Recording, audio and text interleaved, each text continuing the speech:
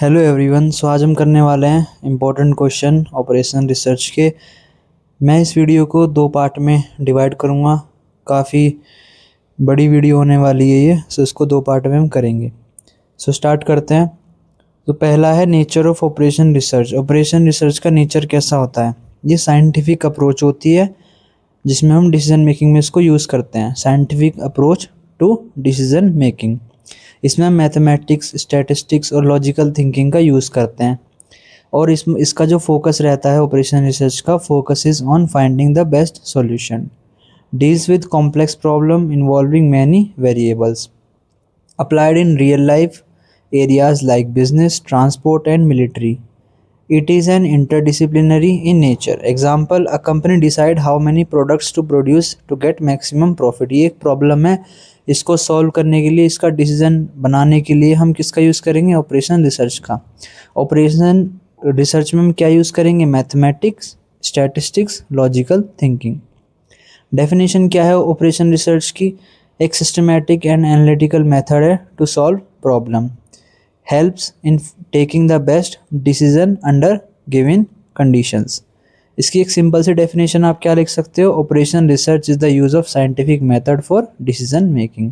Example, choosing the best route to reduce transportation cost. Characteristics क्या होते हैं operation research के? ये डिसीजन ओरिएंटेड होती है, इसमें मैथमेटिकल मॉडल्स यूज़ होते हैं, focus is on optimization, consider constraints like time and cost. Time और कॉस्ट को भी ये ध्यान में रखती है ऑपरेशन रिसर्च, उसके हिसाब से डिसीजन मेकिंग को हेल्प करती है. बेस्ड ऑन डाटा, डाटा के ऊपर बेस्ड होती है. Involve team work, team work का बहुत ज़्यादा इन्वॉल्वमेंट रहता है. Example, airline schedule flights efficiently using operation research या फिर OR. ठीक है, सो ये होते हैं कैरेक्टरिस्टिक्स ऑफ ऑपरेशन रिसर्च. ये स्लाइड बहुत इंपॉर्टेंट है. नेचर और कैरेक्टरिस्टिक्स आ सकते हैं क्योंकि वो ये बेसिक है एकदम कि ऑपरेशन रिसर्च होता क्या है, यही आ जाएगा क्वेश्चन में. सो इसको अच्छे से कर लेना. नेक्स्ट है methodology of operation research. Operation research follow a systematic process. एक सिस्टमेटिक प्रोसेस है ये. ऑपरेशन रिसर्च या रिसर्च मेथोडोलॉजी ये सेम से होते हैं थोड़े से. ठीक है, सो ये ऑपरेशन रिसर्च का जो प्रोसेस है वो बताया इसमें. पहला है प्रॉब्लम आइडेंटिफिकेशन. इसमें हम प्रॉब्लम को आइडेंटिफाई करते हैं. जैसे कि example, a company notice that its transportation cost is very high. So एक प्रॉब्लम आइडेंटिफाई करिए कंपनी ने कि इनकी ट्रांसपोर्टेशन कॉस्ट जो है वो हाई है. फिर वो क्या करेंगे? डाटा कलेक्ट करना शुरू करेंगे. जैसे कि company collect data on fuel cost, कि फ्यूल की कॉस्ट कैसी है, डिस्टेंस कैसा है, मतलब कितना डिस्टेंस है, नंबर ऑफ़ व्हीकल्स कितने हैं, या डिलीवरी की लोकेशंस कौन कौन सी हैं. ये डाटा कलेक्ट किया. फिर क्या करेंगे? ये मॉडल फॉर्मुलेशन. मॉडल फॉर्मुलेशन में क्या होता है? The real problem is converted into a mathematical model. Variables, constraints and objectives are defined. This makes the problem easier to analyse and solve. Example, minimise transportation cost based on distance and fuel consumption. So ये transportation cost को minimise करेंगे distance और fuel consumption को ध्यान में रखते हुए. ठीक है, क्योंकि एक ज़्यादा डिस्टेंस होगा तो फ्यूल कंजप्शन भी ज़्यादा होगा. सो उसको ही ध्यान में रख के ये क्या करेंगे? कॉस्ट को कम करने की कोशिश करेंगे. स्टेप 4 में क्या है? Solution. In this step suitable techniques are use to solve the model. Different methods like linear programming और algorithms can be used. Example, using transportation method to find the cheapest delivery route. So transportation method को ये use करेंगे कि जिससे cheapest delivery root देखा जा सके कि भाई एक छोटा डिस्टेंस कौन सा है जहाँ पर, या फिर हम टोल से बच सकते हैं, उस पर कॉस्ट नहीं आएगी, या फिर क्या मेथड यूज़ कर सकते हैं ट्रांसपोर्टेशन में कि जिससे कि हमारा जो डिलीवरी रूट है वो चीपेस्ट हो जाए और हमारी कॉस्ट कम से कम आए. 5th स्टेप में क्या करेंगे? Testing. The solution is check to see whether it is practical and correct. It is compared with the real life condition to ensure accuracy. Check if the new route actually reduce cost is feasible. So ये क्या करेंगे?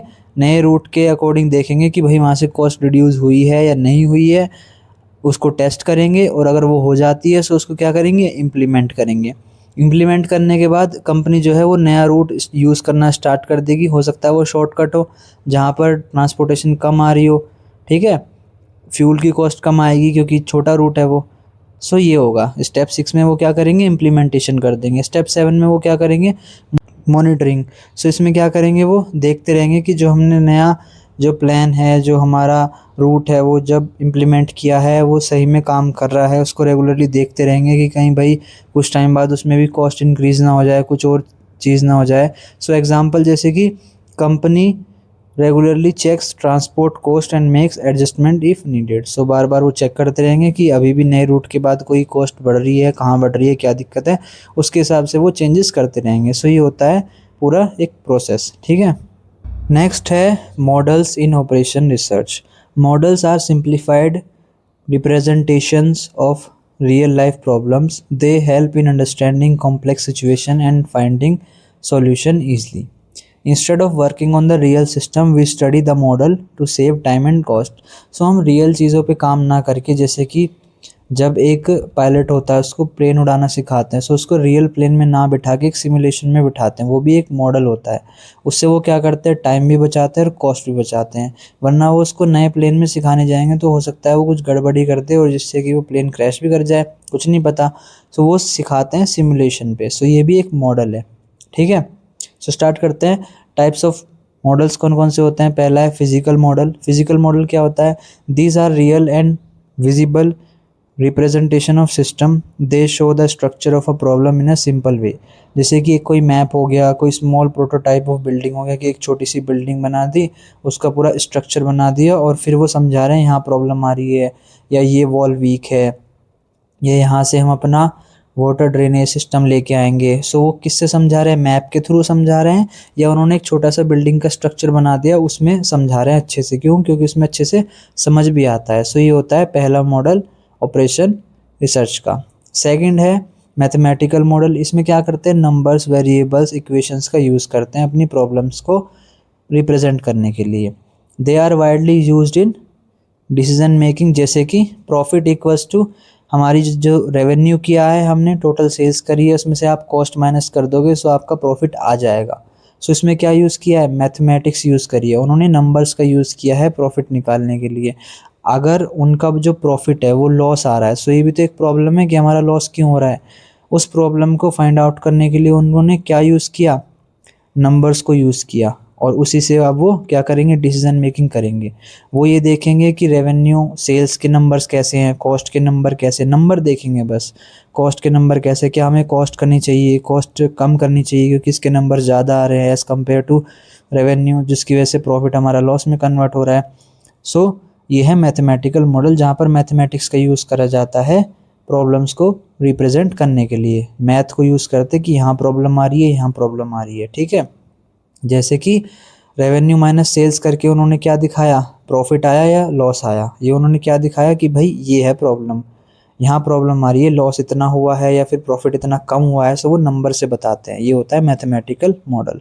Next है analogue models. सो इसमें क्या करते हैं, diagram और graphs और चार्ट्स का यूज़ करते हैं अपनी प्रॉब्लम को रिप्रेजेंट करने के लिए। They do not look like the real system but behave similarly. जैसे कि डिमांड एंड सप्लाई कर्व्स, आपने पढ़ा होगा डिमांड और सप्लाई का कर्व, कि डिमांड ज़्यादा हो रही है तो उससे क्या हो रहा है कि सप्लाई अगर कम है तो प्राइस में ये मूवमेंट आएगा, या फिर सप्लाई ज़्यादा है डिमांड कम है उससे ये मूवमेंट आएगा।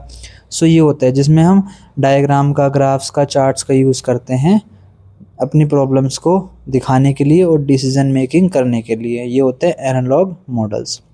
सिमुलेशन मॉडल्स कौन से होते हैं, these are imitate real life situations using computer programs. They are useful when real experiment are difficult. जैसे कि ट्रैफिक सिस्टम सिमुलेशन, उन्होंने एक ट्रैफिक सिस्टम सिमुलेशन बनाया जिसमें कि उन्होंने सारे जो सिग्नल्स थे उनको अपने हिसाब से सेट किया कि यहाँ पर हमने ग्रीन कर दिया है, इस तरफ हमने अब रेड कर दिया है इतनी देर के लिए, फिर आगे अगला जो सिग्नल है वहाँ पर ग्रीन कर दिए लाइट। ऐसे करके उन्होंने एक सिस्टम बनाया। फिर उन्होंने क्या करा, सारी कार जो हैं, जो हमारी सिमुलेशन की गाड़ियाँ थी, उनको चलाया और देखा कि पहले लोग यहाँ पर रुके, क्या ऐसा तो नहीं हो रहा कि पहली लाइट से निकलते ही ज़्यादा जाम लग रहा है आगे, अगर ज़्यादा जाम आगे लग रहा है तो उसको रेड लाइट को उनको ग्रीन करना पड़ेगा कि वो भी आगे चला जाए। सो ऐसा सिमुलेशन बनाया जाता है। और एक सिमुलेशन जो कि मैंने बताया आपको एयरप्लेन का एग्जांपल देते हुए, जो पायलट होते हैं जो सीखते हैं, वो भी एक सिमुलेशन मॉडल्स होते हैं। क्यों, क्योंकि अगर रियल चीज़ों पे काम करेंगे तो बहुत ज़्यादा कॉस्ट आएगी। नेक्स्ट है डिटर्मिनिस्टिक मॉडल। सो इसमें क्या होता है, in this model all the values are known and fixed. जैसे कि एक एग्जांपल देता हूँ, इसमें कोई अनसर्टेनिटी नहीं होती। एक कंपनी है, उसने पता किया कि मार्केट में जो डिमांड है वो 100 प्रोडक्ट्स की है, ठीक है। 100 प्रोडक्ट की डिमांड है, 100 यूनिट सेल करनी है उनको, और उन्होंने ये भी डिसाइड कर लिया कि हम कितने प्राइस पे सेल करेंगे। अब आप एक बात बताओ, डिमांड भी है उनके पास, वो कितने में सेल करेंगे, उनके पास वो भी है प्रोडक्ट, तो क्या उन्हें पता नहीं चल जाएगा कि हमारा कितना प्रॉफिट होने वाला है? एकदम फिक्स रहेगा। फिक्स क्यों रहेगा? क्योंकि सारे नंबर फिक्स है, उन्हें डिमांड भी पता है, एकदम एक एग्जैक्ट डिमांड भी पता है कितनी है, और उन्हें ये पता है कि वो कितने में करेंगे, ठीक है, उस प्रोडक्ट को सेल करेंगे। सो ये भी उनको पता है, और डिमांड भी पता है, और अपने प्रोडक्ट की कॉस्ट भी पता है, और कितने में वो सेल कर रहे हैं ये भी पता है। सो यही होता है डिटर्मिनिस्टिक मॉडल, जिसमें कि सारी चीज़ें फिक्स रहती हैं, और जो हमारा जो रिजल्ट आता है वो भी फिक्स रहता है। उसमें कोई अनसर्टेनिटी नहीं होती कि ऊपर नीचे हो सकता है, वो एकदम एग्जैक्ट निकल के आता है। जैसे कि production planning with fix demand, उन्हें फिक्स डिमांड पता है कि मार्केट में कितनी डिमांड है, उसी के हिसाब से वो उतने ही प्रोडक्ट बनाएंगे, एकदम फिक्स नंबर ऑफ प्रोडक्ट बनाएंगे जितनी डिमांड है। सो यही होता है डिटर्मिनिस्टिक मॉडल्स। नेक्स्ट है प्रोबेबिलिस्टिक मॉडल्स। सो इसमें क्या होता है, अनसर्टेनिटी एंड रैंडमनेस होती है। इसमें आउटकम्स जो होते हैं वो सर्टेन नहीं होते, वो डिपेंड करते हैं कि प्रोबेबिलिटी कैसी है, ठीक है। आउटकम कुछ भी आ सकता है, कभी ज़्यादा कभी कम, या फिर कभी अलग अलग आउटकम्स आ सकते हैं। सो इसीलिए ये होता है प्रोबेबिलिस्टिक मॉडल। इसमें नाम ही हो रहा होगा कि प्रोबेबिलिटी टाइप से। जैसे कि example, waiting line in a bank. So waiting line जो होती है बैंक के अंदर, जहाँ पर लोग वेट करते हैं अपने नंबर आने का, उनका जो भी काम होता है, ये कभी ज़्यादा भी हो सकती है, कभी कम भी हो सकती है। सो इसकी बहुत अनसर्टेनिटी है कि कब ज़्यादा होगी कब कम होगी, ये बहुत रैंडम है, ज़्यादा भी कम भी हो सकती है। सो यही होता है प्रोबेबिलिस्टिक मॉडल, जिसमें अनसर्टेनिटी और रैंडमनेस पे इंक्लूड होता है, और जो आउटकम होता है वो अनसर्टेन होता है, सर्टेन नहीं होता, कुछ भी आ सकता है। Operations, research and managerial decision making. So ये क्या होता है, operation research plays an important role in helping managers take better decision. जैसे कि रोल इन मैनेजमेंट, इसका क्या रोल होता है मैनेजमेंट के अंदर ऑपरेशन रिसर्च का? सो वो क्या होता है, प्लानिंग में हेल्प करता है, ये ऑर्गेनाइजिंग में हेल्प करता है, कंट्रोलिंग में हेल्प करता है, और डिसीजन मेकिंग में हेल्प करता है अंडर रिस्क। मतलब कि जब रिस्क की सिचुएशन आती है उसमें ये हेल्प करता है डिसीजन मेकिंग में। Provide solution even when there is uncertainty.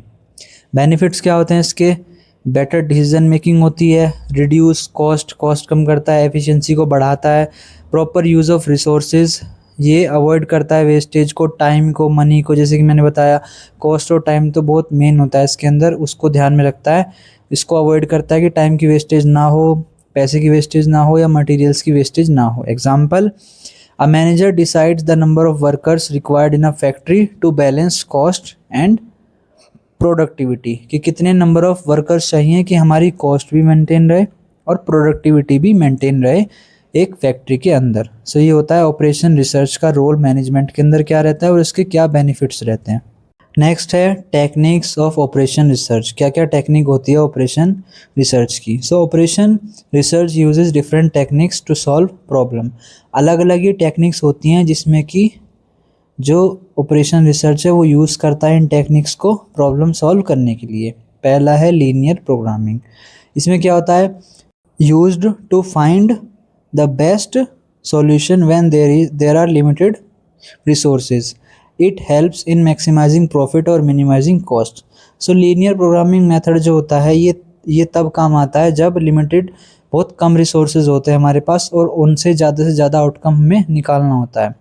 जैसे कि मैक्सिमाइज, ये प्रॉफिट मैक्सिमाइजेशन में हेल्प करता है और कॉस्ट को कम से कम रखने की कोशिश करता है।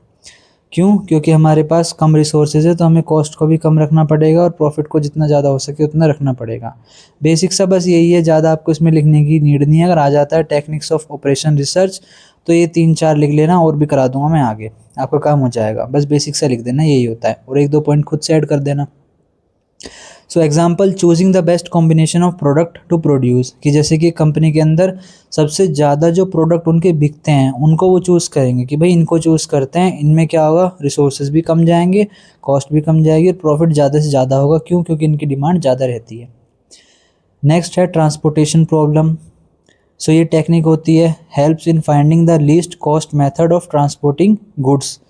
सो वो ये ट्रांसपोर्टेशन से आ रहा होगा कि भाई हम जब किसी चीज़ को ट्रांसपोर्ट करते हैं तो उसकी कॉस्ट कम से कम कैसे लाई जाए, इस मेथड को यूज़ करते हैं ट्रांसपोर्टेशन प्रॉब्लम को, ठीक है, कि हमारी ट्रांसपोर्टेशन कॉस्ट को कम करने के लिए। Example delivering goods from factories to warehouse, ये एक एग्जांपल है कि हम फैक्ट्री से वेयर हाउस करने के लिए जो डिलीवर करते हैं गुड्स को, उनकी कॉस्ट को कम करने के लिए जो करते हैं, यही होता है ट्रांसपोर्टेशन प्रॉब्लम। और जैसे कि मैंने बताया पहले भी, उन्होंने एक शॉर्ट रूट यूज़ किया होगा, जो नया रूट किया था ना पहले कंपनी ने अपनी ट्रांसपोर्टेशन कम करने के लिए, वैसा ही है ये भी। थर्ड है assignment problem helps in assigning task to resources in the best way. So ये जो टेक्निक है ये क्या करती है, असाइनमेंट में हेल्प करती है कि सही टास्क असाइन किया जाए रिसोर्सेज को, जैसे कि हमारे वर्कर्स जो कि अलग अलग डिफरेंट जॉब्स में रहते हैं, सो उनको सही टास्क दिया जाए जिससे कि कंपनी की एफिशिएंसी और प्रोडक्टिविटी ज़्यादा आए और कंपनी का काम भी अच्छे से हो जाए। नेक्स्ट है queuing theory deals with waiting line problem. जैसे कि मैंने आपको बताया था एक वेटिंग लाइन की प्रॉब्लम थी कि जिसमें कि एग्जांपल दिया था कि जिसमें बैंक्स में लाइन लगी रहती है, सो उसको कम करने के लिए waiting time and improve services helps in reducing time and improving services. So जो होती है क्यूइंग थ्योरी, ये क्या करती है, टाइम को, वेटिंग टाइम को कम करती है और सर्विसेज को बढ़ाने में इसका फोकस रहता है। ज़्यादा कुछ नहीं लिखना, बस ये लिख देना कि वेटिंग लाइन प्रॉब्लम से डील करती है, वेटिंग टाइम को कम करती है, सर्विसेज को बढ़ाती है। जैसे कि example managing customers in a bank, की कस्टमर्स को मैनेज कर लेना, वही होता है बस क्यूइंग थ्योरी। इसमें क्या कर देंगे, ज़्यादा से ज़्यादा एक और काउंटर खोल देंगे या फिर कोई और सर्विसेज नहीं ऐड कर देंगे जिससे कि लाइन कम हो जाए, या फिर अगर लोगों को प्रॉब्लम्स आ रही है कैश निकालने में, सो उसके लिए अलग से दूसरी एक मशीन लगा देंगे, एटीएम से निकलवा लेंगे, या जो लोग एटीएम से नहीं निकलवाते, जो वैसे निकलवाते हैं, उनके लिए एक और काउंटर करवा देंगे। सो ऐसा कुछ। फिफ्थ है game theory used in competitive situation where decision depends on others. जैसे कि example pricing strategy between two companies, एक कंपनी है वो प्राइस करती है डिसाइड 200 रुपये, सो जो दूसरी कंपनी होगी वो क्या करेगी, वो उस कंपनी को देख के अपनी क्या करेगी, प्राइसिंग स्ट्रेटजी करेगी कि भाई इसने 200 रखा है, हम तो 195 में सेल कर देंगे या 190 में सेल कर देंगे। सो यही होता है प्राइसिंग स्ट्रेटजी, जहाँ पर गेम थ्योरी होती है, मतलब जो डिसीजन होता है ना वो डिपेंड होता है दूसरों पे। इसमें क्या करती है, इस टेक्निक के अंदर जो डिसीजन होता है, जैसे कि मैंने आपको बताया, दूसरों पे डिपेंड रहता है। और एग्जांपल भी दे दिया कि जो दो कंपनी होती हैं उनकी प्राइसिंग स्ट्रेटजी, वो एक दूसरे को देख के अपनी प्राइसिंग स्ट्रेटजी को सेट करते हैं। सो यही होता है गेम थ्योरी। इन्वेंट्री कंट्रोल में क्या होता है, नाम से ही पता चल रहा होगा, helps in managing stock levels, ensure that there is neither shortage or nor excess stock, deciding when to reorder goods। वही इन्वेंट्री कंट्रोल टेक्निक जो होती है, इसमें क्या करते हैं कि ज़्यादा इन्वेंट्री भी नहीं होनी चाहिए कि हमने ज़्यादा ही सामान मंगा लिया, वो वेस्टेज पड़ा है, बस इन्वेंट्री ऐसी पड़ी हुई है, ख़राब हो रही है, ऐसा भी नहीं होना चाहिए। और ऐसा भी नहीं होना चाहिए कि शॉर्टेज हो गई है कि हमें अब यूज़ करना है और वो सामान ही नहीं है। सो इन्वेंट्री कंट्रोल जो टेक्निक होती है हेल्प करती है इन्वेंट्री कंट्रोल करने में, कि एक कंपनी का जो सामान है वो सही लेवल पे मेंटेन रहे, ना ज़्यादा कम हो ना ज़्यादा हो जाए, nor excess nor neither shortage. Example deciding when to reorder, कि डिसाइड करना कि अभी सामान ख़त्म होने वाला है तो हम पहले ही रीऑर्डर करके रख लेते हैं। सेवन्थ है simulation technique use to test real life situation using models. ये मैंने आपको बता दिया। इसमें क्या करते हैं, मॉडल्स को यूज़ करा जाता है रियल लाइफ सिचुएशन को टेस्ट करने के लिए कि ये चीज़ सही काम करेगी या नहीं करेगी। जैसे कि आपने देखा होगा बहुत सारी जो होते हैं वो क्या करते हैं, एक कार इधर से लेके आएंगे, एक उधर से लेके आएंगे, फिर करेंगे डिसाइड कि भाई यहाँ पर इसका सिग्नल यहाँ कर देते हैं, उसको ग्रीन कर देते हैं, तो वो गाड़ी आगे निकल जाएगी, ये यहाँ रुक जाएगी। ठीक है, ऐसे सिमुलेशन यूज़ करते हैं। एट्थ है network analysis used for planning and controlling projects, includes techniques like PERT and CPM। ये मैं आगे आपको बता दूंगा ये क्या होते हैं, बहुत इंपॉर्टेंट है PERT and CPM। Example planning a construction project. So इसको बस ये समझ लेना कि प्लानिंग और कंट्रोलिंग में हेल्प करता है प्रोजेक्ट्स की, और इसमें टेक्निक्स यूज़ करते हैं PERT और CPM। ये मैं आपको आगे अच्छे से बता दूंगा। एग्जाम्पल देख लेना, प्लानिंग अ कंस्ट्रक्शन प्रोजेक्ट। बस आगे करते हैं। नेक्स्ट है इंट्रोडक्शन टू लीनियर प्रोग्रामिंग। जैसे कि हमने अभी पढ़ा, क्या पढ़ा था कि जिसमें लीनियर प्रोग्रामिंग वो टेक्निक होती है जिसमें कि कम रिसोर्सेज के साथ हम क्या करते हैं, मैक्सिमाइज, हमारा टारगेट रहता है कि ज़्यादा से ज़्यादा प्रॉफिट हो और कम से कम कॉस्ट आए। अब इसको थोड़ा डिटेल में पढ़ते हैं। Linear programming is a mathematical method used to find best possible solution in a problem. It deals with problems where resources are limited. कौन कौन से रिसोर्सेज कम है हमारे पास? एक तो टाइम की कमी है, पैसे की कमी है, लेबर और रॉ मटेरियल। ठीक है, इन प्रॉब्लम्स के साथ ये डील करता है जहाँ पर लिमिटेड रिसोर्सेज होते हैं। The main aim is to इधर मैक्सिमाइज प्रॉफिट और मिनिमाइज कॉस्ट।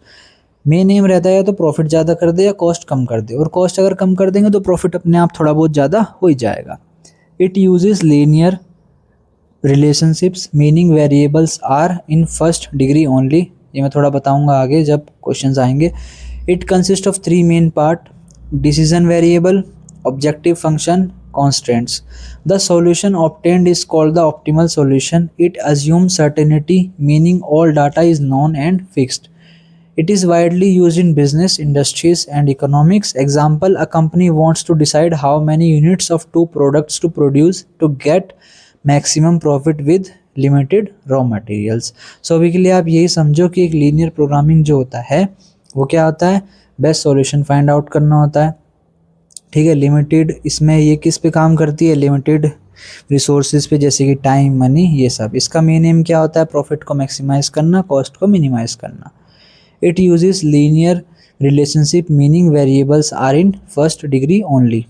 इसका मतलब ये होता है कि जो वेरिएबल्स होते हैं वो फर्स्ट डिग्री में रहते हैं, मतलब कि वन में रहते हैं। ऐसा नहीं होता कि जैसे कि होता है ना, इक्वेशन बनती है इसके अंदर 2x + 3y = 2, ऐसे करके इक्वेशन बनती है। ऐसी इक्वेशन नहीं बनती कि 2x² + 3xy², मतलब स्क्वायर्स, क्यूब, इन सब का यूज़ नहीं किया जाता। बस एक लीनियर इक्वेशन टाइप में रहता है। 2x + 3y = 4 या 4x + 7y = 13, ऐसे करके एक लीनियर इक्वेशन बनती है। कोई क्यूब्स ये सब नहीं होते। आगे अगर न्यूमेरिकल कुछ आता है तो मैं इसको बताता हूँ, वरना बेसिक से आप थ्योरी समझो। मैं आपको एक चीज़ बताना चाहता हूँ, इस पेपर में न्यूमेरिकल्स भी आए थे। ठीक है, कम से कम चार न्यूमेरिकल्स तो थे। मैं करा दूंगा आगे आपको, मैं बताता हूँ भी कितने हैं। सो टोटल आपके न्यूमेरिकल्स थे इसमें, एक तो क्वेश्चन नंबर 6 है, एक 7 है, 2 ये हो गए, एक 10, एक 2 4, 2 3 5 न्यूमेरिकल्स हैं टोटल। ठीक है, सो 5 न्यूमेरिकल आए थे इस पेपर में। देखो, पास कर सकते हो आप इस पेपर को, अगर थ्योरी आप अच्छे से करके जाओगे तो पास हो सकते हो। अगर आपको खुद भी कुछ लिखना आता है, आप खुद से एक्स्ट्रा लिख सकते हो तो भी पास हो जाओगे। अगर आपको न्यूमेरिकल्स नहीं आते सो थ्योरी अच्छे से करके जाना। मैं न्यूमेरिकल्स इसमें करा दूंगा, बट वो ये है कि पूरा कॉन्सेप्ट समझना होता है। सो वो कराने के लिए अभी इतना टाइम नहीं है कि पूरा समझाया जाए। बाकी बेसिक से यही है, और न्यूमेरिकल्स जो हैं आगे मैं वो करा दूंगा, बाकी आप देख लेना। अभी के लिए थ्योरी एकदम अच्छे से करके जाओ ताकि आप पास तो हो ही जाओ इसमें अच्छे से। बाकी आगे करते हैं। नेक्स्ट है advantages of linear programming. Helps in finding the best solution among many alternatives. So ये आपने देखा ही होगा कि बेस्ट सॉल्यूशन फाइंड आउट करने में हेल्प करता है ये। Ensure proper utilization of resources, wastage को कम करना होता है, मटेरियल का, टाइम का, मनी का। डिसीजन मेकिंग में इम्प्रूव करता है by providing scientific approach. Helps managers in planning and controlling operation, useful in solving complex problem easily, provide clear understanding of constraints and limitation। मतलब कि constraints और limitation को, जो आपके टाइम, मनी है, ये सब लिमिटेड है, इनके ऊपर एक सही डिसीजन बनाने में हेल्प करता है। Increase productivity and efficiency. पता चल रहा होगा आपको नाम से इसमें क्या है कि प्रोडक्टिविटी और एफिशिएंसी को बढ़ाता है। Can be applied to many real life situation, वो आगे पढ़ेंगे। saves time by giving systematic solution. Example: a company uses linear programming to decide production level and reduce cost while increasing profit. So ये होते हैं advantages of linear programming. Next है application areas of linear programming, कहाँ कहाँ पर ये apply होती है। प्रोडक्शन प्लानिंग में, ट्रांसपोर्टेशन में, मार्केटिंग में, आप पढ़ लेना, ये पॉइंट्स ईजी हैं। फाइनेंस में यूज़ होती है, एग्रीकल्चर में, डाइट प्रॉब्लम्स में, मैन पावर प्लानिंग में, assigning workers efficiently, helps in assigning workers efficiently. Blending problems में used in industries like oil, food to mix ingredients, कि भाई कितना अमाउंट मिक्स करना है, इन सब में यूज़ होती है। Scheduling helps in planning time for different activities, जैसे कि एग्जांपल ले सकते हो आप एयरलाइंस का।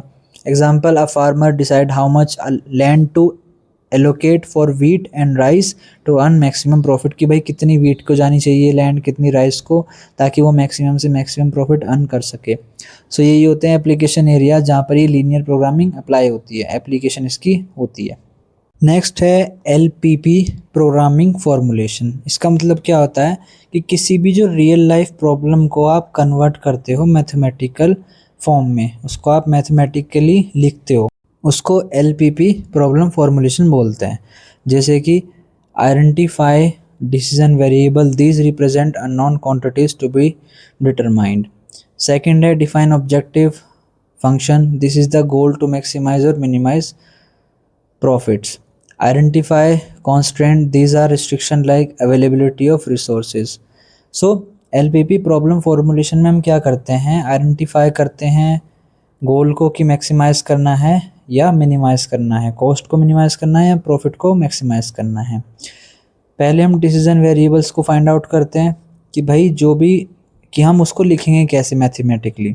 फिर हम क्या करते हैं, हम ये फाइंड आउट करते हैं कि मैक्सिमाइज करना है, डिफाइन करते हैं ऑब्जेक्टिव को कि हमें उसको प्रॉफिट को मैक्सिमाइज करना है या मिनिमाइज करना है।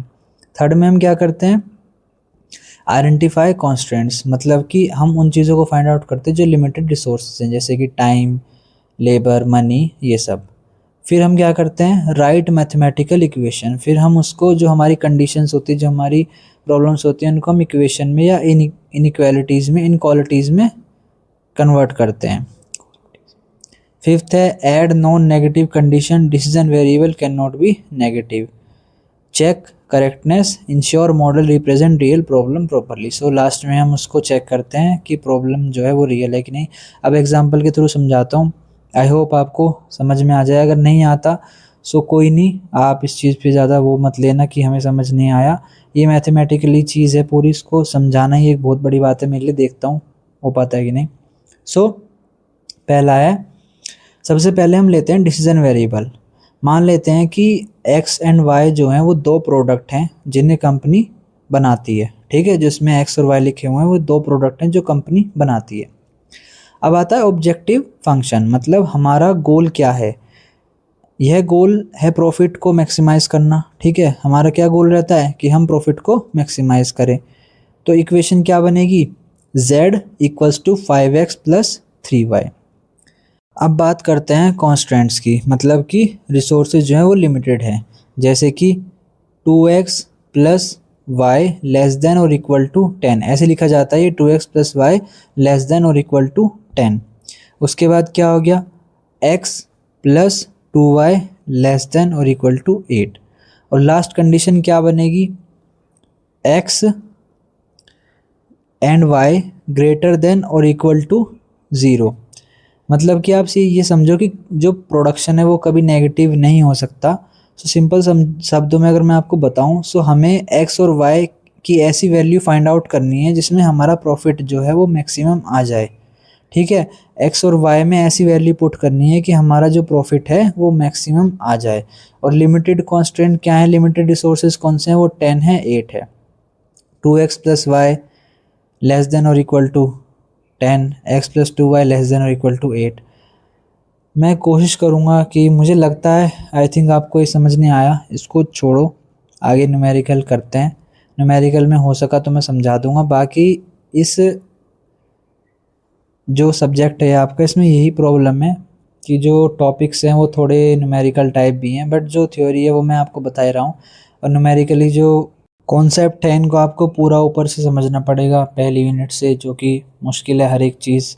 सो वो अभी करना मुश्किल है। बाकी अभी आप थोड़ा देख लो, थ्योरी पे भी थोड़ा फोकस करो। न्यूमेरिकली अगर आगे होंगे जो हैं प्रीवियस ईयर के, वो मैं कराता हूँ, देखता हूँ वो कैसे होंगे, आपको कैसे समझ आएंगे, मैं तो कोशिश करूँगा। बाकी थ्योरी पढ़ लेना आप अच्छे से, इसके करके भी आप पास हो सकते हो अगर अच्छे से करके आओगे तो, ठीक है। नेक्स्ट है ट्रांसपोर्टेशन प्रॉब्लम। सो ये होती क्या है, देखो, It is a special type of linear programming problem. It deals with the distribution of goods from source to destinations. So देखो, आपने अपनी फैक्ट्री से कोई वेयर हाउस में सामान पहुँचाना है, ठीक है। आपके पास 2 फैक्ट्री हैं और आपके पास 3 वेयर हाउस हैं, ठीक है, और आपको 2 फैक्ट्री से सामान पहुंचाना उन 3 वेयर हाउस में। सो ऐसा एक तरीका निकालना ट्रांसपोर्टेशन प्रॉब्लम के अंदर, ऐसा तरीका निकालना जिससे कि आपका जो मिनिमम कॉस्ट आए और तीनों वेयर हाउस के पास आपके सामान पहुंच जाए, वो भी कम से कम कॉस्ट में। दोनों फैक्ट्री से सामान पहुंच जाए तीनों वेयर हाउस के पास कम से कम प्राइस में। The cost of transportation from each source to each destination is known, ठीक है, नोन होती है वो कहाँ से कितना खर्चा आएगा। Objective is to minimise total transportation cost. The problem is represented in the form of table called transportation table. It is called a balanced problem when total supply equals to total demand. If supply is not equal to demand, it is called unbalanced and a dummy row or column is added. It helps in efficient distribution and cost reduction. Example, a company sends goods from 2 factories to 3 warehouse while minimizing transport cost. सो अगर एक summary दी जाए, सो transportation problem वो होता है find out करना एक ऐसा cheapest way कि आप अपनी गुड्स को डिस्ट्रीब्यूट कर सको। इसमें आपको ये भी पता होता है, सपोज़ आपकी जैसे मैंने बताया था 2 फैक्ट्री हैं और 3 वेयर हाउस हैं। 2 फैक्ट्री की जो सप्लाई है वो भी आपको पता है, और वेयर हाउस की जो डिमांड है वो भी पता है कि 2 फैक्ट्री जो है वो मिलके 200 गुड्स सप्लाई कर सकती हैं। और जो फैक्ट्री है उनकी डिमांड भी पता है कि 100 या 150 ऐसे करके उनकी डिमांड है, ये भी आपको पता है। आपको ये भी पता है कि किस फैक्ट्री को भेजने में कितनी कॉस्ट आएगी, ठीक है। सो अब आपको इसको कैसे कम करें, कैसे इस कॉस्ट को कम करें, ट्रांसपोर्टेशन की कॉस्ट को कैसे कम करें, इसी को ट्रांसपोर्टेशन प्रॉब्लम बोलते हैं। वो मेथड फाइंड आउट करना जिससे कि हम अपनी ट्रांसपोर्टेशन कॉस्ट को कम कर सकते हैं। नेक्स्ट है असाइनमेंट प्रॉब्लम। सो देखो, मैं आपको एक चीज़ बताना चाहता हूँ, इसमें जो भी न्यूमेरिकल्स हैं वो मैं आगे आपको बताऊँगा और वो आपको कैसे करने हैं ये भी मैं आपको बताऊँगा। अभी आपका बस मेन ये है कि थ्योरेटिकली सारा ध्यान दो कि आपकी थ्योरी एकदम से क्लियर हो जाए। बाकी जो भी है मैं आगे आपको अच्छे से बता दूँगा, वीडियो को ज़रूर पूरी देखना। असाइनमेंट प्रॉब्लम क्या होता है? It is a special case of transportation problem. It deals with assigning task to resources. ये बात करता है कि भाई हमें जो रिसोर्स हैं, जो लोग काम कर रहे हैं, हमें उन्हें टास्क कैसे असाइन करना है, ये उसके बारे में डील करता है कि किसको क्या टास्क असाइन करना चाहिए। Each task is assign to only one resource, मतलब कि एक रिसोर्स को एक ही टास्क असाइन किया जाएगा। रिसोर्स को ना हमारे workers. Objective is to minimize cost or maximize efficiency. Number of tasks must be equal to number of resources. ठीक है, जितने भी टास्क हैं और जितने हमारे पास वो हैं रिसोर्सेज उसके इक्वल होनी चाहिए। It is usually solved using Hungarian method. It involves row and column reduction. 0 elements are used for making assignment. Final solution gives optimal assignment. So वो ये एग्जांपल में assigning 4 workers to 4 jobs in such a way that total cost is minimum. So यही होता है assignment problem. Next है decision making under uncertainty. It refers to a situation where future outcome are unknown, मतलब कि future में क्या होगा उसका हमें नहीं पता, वो तो किसी को नहीं पता, बट ये है कि जो आउटकम्स आएंगे वो हमारे अननोन है। सो उसमें कैसे डिसीजन मेकिंग करी जाए, उसी को डिसीजन मेकिंग अंडर अनसर्टेनिटी बोलते हैं। The decision maker does not known which state of nature will occur, कि क्या होगा। Probabilities of outcome are not available. There is no past data और रिलायबल इन्फॉर्मेशन। कोई पास्ट डाटा भी नहीं है कि पहले ऐसा हुआ था तो अब ऐसा होगा, ऐसा हो सकता है, कुछ भी डाटा नहीं है, कुछ भी अवेलेबल नहीं है, ना कोई प्रोबेबिलिटीज़ अवेलेबल हैं। Multiple alternative and possible outcome exist, कि भाई ऐसे आउटकम आ सकते हैं, बहुत सारे आउटकम पॉसिबल हो सकते हैं, एग्जिस्ट करते हैं कि ऐसे आउटकम निकल सकते हैं हमारे काम करने से। The decision must be taken without knowing results. So वो ये कि हमें जो डिसीज़न होता है वो बिना किसी रिज़ल्ट के जाने हुए लेना पड़ता है। क्यों? क्योंकि हमें अनसर्टिनिटी है, मतलब हमें नहीं पता कि क्या होगा आगे। ठीक है, जो हम अभी अपने कंपनी में करने वाले हैं उसका आउटकम क्या निकल के आएगा। It involves high level of risk and judgement. Different criteria are used to choose the best alternative. This criteria depends on the attitude of decision maker. It is commonly used in new business situation or unpredictable environment. So ये यही होता है decision making under uncertainty, जहाँ पर हम ऐसे decision making करते हैं कि हमें फ्यूचर का आउटकम का कुछ नहीं पता होता, बहुत रिस्की रहता है। ये नए बिजनेसेस में ज़्यादा किया जाता है और कोई इसमें प्रोबेबिलिटीज़ भी नहीं रहती। अगर ये आ गया तो आप कैसे लिखोगे कि इसमें कोई भी प्रोबेबिलिटी आउटकम अवेलेबल नहीं होते, एग्जिस्ट करते हैं बहुत सारे अल्टरनेटिव कि ये आउटकम आ सकते हैं निकल के, ठीक है। और कोई पास्ट डाटा भी नहीं होता, रिलायबल इन्फॉर्मेशन भी नहीं होती, और हमें इसमें डिसीजन मेकिंग करनी होती है, ठीक है। नेक्स्ट है डिसीजन ट्री अप्रोच, ठीक है। ये क्या होती है, ये आप जाके दूसरी वीडियो सर्च करना, decision tree approach operation research, उसमें आपको पता चलेगा। इसकी एप्लीकेशन कहाँ होती है, ये ग्राफिकल मेथड होता है जो कि डिसीजन मेकिंग में यूज़ करा जाता है। It shows decision and possible outcome in tree form, ठीक है। ये ट्री फॉर्मेट में आपको आउटकम्स बताता है कि क्या क्या आ सकते हैं। सो यही है, इसको आप अच्छे से, ये सारे न्यूमेरिकल कॉन्सेप्ट हैं, इनको यहाँ पर बताने के लिए अलग से सेपरेट वीडियो देंगे और बहुत सारे कॉन्सेप्ट है इसके अंदर। सो ये चीज़ें अभी बस मेरा ये है कि आपको थ्योरेटिकली समझ में आ जाए, आप पेपर करने के पॉसिबल हो पाओ। बट इन सब चीज़ों को जो मैं आगे बताऊँगा अभी, उन सबको आप दूसरी यूट्यूब वीडियो सर्च करना, वहाँ आपको अच्छे से वो मिल जाएंगे और ज़्यादा डिटेल में। एक एक कॉन्सेप्ट इसका 40-40, 50-50, 30-30 मिनट का है। सो वही है, और बहुत सारे कॉन्सेप्ट हैं, वो अभी कराना पॉसिबल नहीं हो सकता। एप्लीकेशन ऑफ डिसीजन ट्री क्या होती है, कहाँ कहाँ एप्लीकेशन होती है, इन्वेस्टमेंट डिसीजन में काम आता है। ये याद कर लो कि डिसीजन ट्री अप्रोच जो है वो कहाँ पर काम आती है, ठीक है। इसका जो न्यूमेरिकल कॉन्सेप्ट है वो आप जाके दूसरी वीडियोस में देख लेना। अभी ये देखो कि एप्लीकेशन कहाँ होती है इसकी। बस ये समझो ग्राफिकल मेथड होता है जो कि डिसीजन मेकिंग में यूज़ करा जाता है, और ये पॉसिबल आउटकम दिखाता है डिसीजन के, कि ट्री फॉर्म में दिखाता है। इन्वेस्टमेंट डिसीजन में होता है बिजनेस एक्सपेंशन में, कि आपको बिजनेस बड़ा करना चाहिए या उतना ही रखना चाहिए। प्रोडक्ट लॉन्च में होता है। मेडिकल डिसीजन में होता है कि बेस्ट ट्रीटमेंट ऑप्शन कौन सा रहेगा। प्रोजेक्ट मैनेजमेंट में, मार्केटिंग स्ट्रेटजी में, रिस्क एनालिसिस में होता है, फाइनेंशियल प्लानिंग में। इन सब जगह पे tree, application of decision tree use होता है, एप्लीकेशन होती है इसकी। यहाँ डिसीजन ट्री जो अप्रोच होती है वो यूज़ करी जाती है, ठीक है। आगे करते हैं। नेक्स्ट है job sequence analysis. It deals with determining the best order to performing jobs. The objective is to minimise total time और ideal time. It is used when multiple jobs are proceed on machine. जब एक बड़ी machine पे अलग अलग task करे जाते हैं, ठीक है, उसी को जॉब एनालिसिस, सीक्वेंस एनालिसिस होते हैं। वहाँ पर यूज़ होता है कि एक कैसे उसको, उसके टाइम को कम करा जाए, कि उस मशीन पे जो टाइम है वो कम लगे। Helps in improving efficiency of production, reduce waiting time of jobs and machines, also called sequencing problem. Common cases is processing jobs on 2 और मोर मशीन। नेक्स्ट है नेटवर्क एनालिसिस। ये एक ऐसा मेथड होता है of analysing project activities using a network diagram.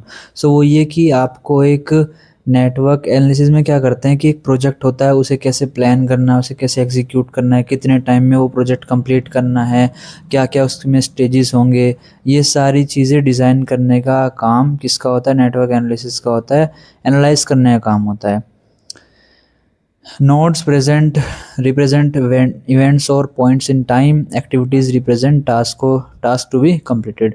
Shows sequence and dependency of activities. Helps in identifying start and end point. वो ये एक प्रोजेक्ट स्टार्ट करने का और एंड पॉइंट का क्या होगा, कि स्टार्ट कहाँ से करना है, एंड कैसे करना है, कितने टाइम में करना है, कैसे इसको प्लान करना है, इसके बाद कौन सी एक्टिविटी होगी, इसके बाद कौन सी एक्टिविटी होगी। ये सारी की सारी चीज़ें नेटवर्क एनालिसिस में होती है। Makes complex project easy to understand, helps in monitoring progress, used in both PERT and CPM. A project has activities like designing, production and delivery arranged in sequence.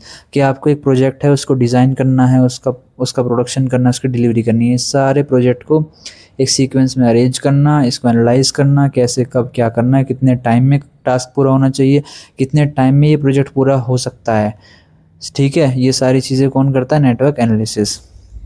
So next है आपका PERT, program evaluation and review technique. PERT is a project management technique used for planning and controlling project, जैसे कि हमने पहले बात करी थी। It is used when activity time is uncertain और नॉट फिक्स्ड। मतलब एक्टिविटी का जो टाइम है वो अनसर्टेन है कि कितने टाइम में पूरा होगा। सपोज आपको कोई प्रोजेक्ट दिया कि आपको एक बिल्डिंग बनानी है, आपको नहीं पता ना कितने टाइम में बनेगी, ये कितने फ्लोर की बिल्डिंग कितने टाइम में बनेगी, सो उसको पता करने के लिए ये यूज़ होगा। It is based on probability and statistical analysis. It uses three time estimates for each activity, optimistic time, most likely time और pessimistic. Expected time of activity is calculated using these three estimates. It helps in analyzing uncertainty in project completion time. It mainly used in research and development project. It focuses more on time rather than cost. So वो ये time पे ज़्यादा focus करता है। आपको एक घर बनाना है और किसी ने पूछा कि भाई कितने टाइम में बन जाएगा, आप बोलोगे देखते हैं 2-3 महीने तो लग ही जाएंगे, अंदाज़ा लगाते हो आप। लेकिन ये क्या करता है, ये ऑलमोस्ट आपको हेल्प करता है फाइंड आउट करने में कि कितने टाइम में लगभग हो ही जाएगा। ठीक है। CPM क्या होता है, critical path method. CPM is a project management technique, वो ये भी एक प्रोजेक्ट मैनेजमेंट टेक्निक है, used for planning and scheduling activities. It is used when activity time is certain and non. It is based on deterministic approach. It uses only one time estimate for each activity. इसमें क्या होता है, ये कब use होता है, जब आपको टाइम पता होता है। सपोज़ अब घर है, आपका घर बनने में उसने बताया कि 6 महीने लगेंगे या 4 महीने लगेंगे, टाइम तो पता है। अब ये हेल्प करता है ये डिसाइड करने में कि आपको टास्क प्लानिंग कैसे करनी है, क्या एक्टिविटी पहले होगी, कि पहले ईंट आएगी, पहले लेबर आएगी, फिर क्या क्या चीज़ें होंगी। ये सारी की सारी चीज़ें हेल्प करता है ये फाइंड करने में, शेड्यूल करता है एक्टिविटीज़ को कि कब क्या करना है। ठीक है, अब टाइम तो पता है, अब बस उस टाइम के बीच में आपको एक्टिविटीज़ को शेड्यूल करना है और अपना काम करना है। It helps in identifying the critical path in a project network. Activities on critical path have zero slack time. It focuses on both time and cost optimization. It is widely used in construction and production project, जैसे कि मैंने आपको बताया। It helps in controlling and monitoring project progress. It is useful for completing project within minimum time. So ये minimum time के अंदर सारी activities को अच्छे से अरेंज करके प्रोजेक्ट को कंप्लीट करना, सो यही होता है। ठीक है, इनकी आप थ्योरी समझो और कॉन्सेप्ट्स को थोड़ा समझो, क्लियर करो, ताकि आप वहाँ पर कुछ लिख पाओ।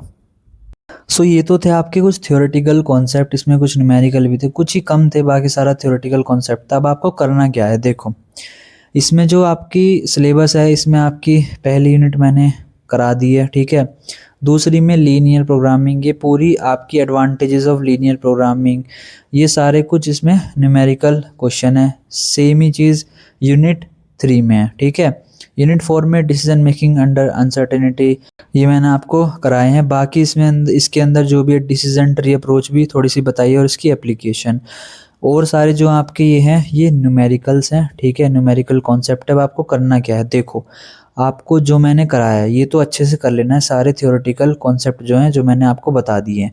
अब आपको सिंप्लेक्स मेथड, ग्राफिक मेथड, ठीक है, लीनियर प्रोग्रामिंग होता क्या है, ये जाके आपको ये 3 टॉपिक जो हैं ये यूनिट 2 के पढ़ने हैं। ठीक है, उसके बाद यूनिट 3 में से आप ये पढ़ सकते हो VAM मेथड क्या होता है। ठीक है, ये सारी चीज़ें आप पढ़ सकते हो। दूसरे यूट्यूब वीडियोस पे आप जाके देखोगे, वहाँ अच्छे से ग्राफिकली बताया है कॉन्सेप्ट को, क्वेश्चंस को सॉल्व कराया है, वो आप कर सकते हो, आसानी से कर लोगे आप। ठीक है, और ये दूसरे EMV, EOL, decision tree approach, ये तो मैंने थोड़े बता दिए। बस यही है, यूनिट 2 में कुछ छोटे मोटे न्यूमेरिकल है जो आप देख सकते हो, जो मैंने नहीं कराए हैं, इनको अच्छे से कर लेना। यूनिट 5 में जॉब सीक्वेंस, PERT, CPM, ये थोड़ा इंट्रोडक्शन दे दिया, नेटवर्क एनालिसिस क्या होता है। ठीक है, ये सारी चीज़ें आपको करनी पड़ेगी खुद से। न्यूमेरिकल कॉन्सेप्ट है, इनको समझाना थोड़ा मुश्किल है और टाइम टेकिंग बहुत ज़्यादा है। एक एक कॉन्सेप्ट पे लगभग 40-50 मिनट चले जाएंगे, जो कि वर्थ इट नहीं है। आपको बेसिकली करना क्या है, पूरी थ्योरी पढ़नी है अच्छे से जो मैंने इसमें कराई है, और जो मैंने भी बताए हैं simplex method, graphic method, linear programming होता क्या है, बिग एम मेथड क्या होता है, ये सारे आपको मिल जाएंगे दूसरी यूट्यूब की वीडियोज़ में। अच्छे से वहाँ पर न्यूमेरिकल्स आपको करा के बताए हैं और आपको अच्छे से समझाया भी है, वहाँ से आपको अच्छे से इनको कर लेना है, ताकि कोई भी न्यूमेरिकल अगर इनसे रिलेटेड आ जाए तो आप कुछ ना कुछ उसमें करके आ जाओ। ठीक है, और थ्योरी को एकदम अच्छे से कर लेना, एकदम अच्छे से। और भी आगे मैं आपको चीज़ें बताता हूँ कि आप कैसे और अच्छे से इस पेपर को कर सकते हो। सो ये आपका प्रीवियस ईयर का पेपर है। आप इसमें देखो कि क्वेश्चन नंबर 6 और 7 जो है वो न्यूमेरिकल है, और जो क्वेश्चन नंबर 8 है वो आपका थ्योरी है, वो आगे बताऊंगा मैं।